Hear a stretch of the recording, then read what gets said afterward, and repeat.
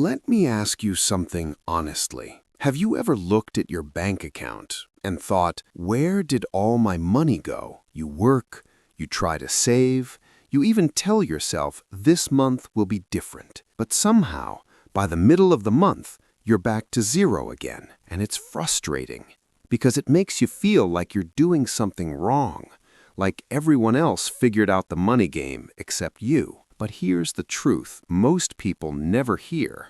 Being broke usually isn't about how much money you make. It's about how you think about money every single day. And once you fix that, things can change faster than you expect. Point 1. The later trap. The first reason many people stay broke is simple. They keep telling themselves, I'll start fixing my finances later. Later when the salary increases. Later when life becomes less stressful. Later when things feel more stable. But later almost never comes, because life always finds a way to add another expense, another distraction, another reason to delay. So months turn into years and nothing really changes. People who eventually get ahead financially usually do one thing differently. They start small and start now. Not when everything is perfect, just when they're tired of repeating the same cycle. Point 2. Spending to feel better. Another reason many people stay broke is emotional spending. Think about it. You have a stressful day. You feel exhausted, maybe a little behind in life. So you buy something. New clothes, a gadget, food delivery, something small that gives you a quick boost. And in that moment, it feels good. But that feeling fades quickly. Then the money is gone. And slowly, without realizing it, spending becomes a way to escape stress instead of solving problems. We don't notice it because the purchases seem small, but small habits repeated every week quietly drain your financial future. Point 3. No clear direction. A lot of people say they want more money, but very few people actually have a plan for it. Without a direction, money behaves like water. It flows away. Bills come, subscriptions renew, random expenses appear, and before you realize it, the month is over.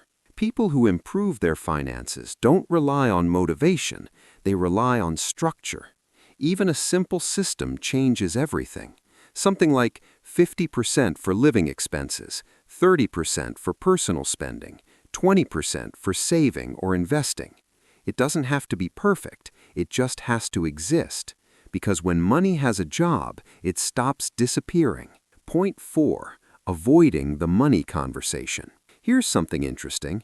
Many people are afraid to look closely at their finances.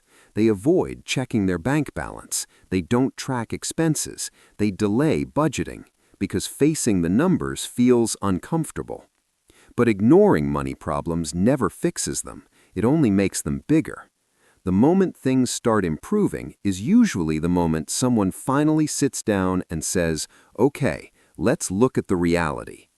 It might feel uncomfortable for a few minutes, but clarity removes fear. And once you see where your money actually goes, you gain control again. Point 5. Focusing only on saving. Saving money matters, but here's something many people miss. You can only cut expenses so much. Eventually, you hit a limit. That's why people who escape the always broke cycle start asking a different question. How can I earn more? Not in some unrealistic way, but through small improvements, learning a skill, freelancing online, asking for better opportunities, starting something on the side. Even an extra few $100s a month can completely change the pressure you feel around money. So if you're still feeling broke right now, it might not be because you're lazy or bad with money.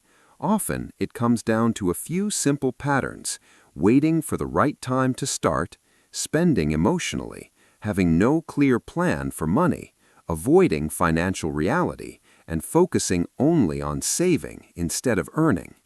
None of these problems mean you're stuck. They just mean there are a few habits waiting to be changed.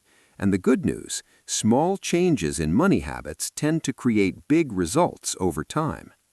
You don't need to fix your entire financial life today. Just start with one thing. Track your spending tonight. Cancel one useless subscription, or set aside the first small amount for your future. Not because it's perfect, but because it's movement, and movement breaks the cycle. If this made you pause for a moment, you're always welcome to stay here by subscribing.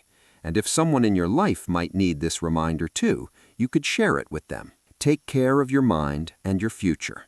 I'll see you in the next video.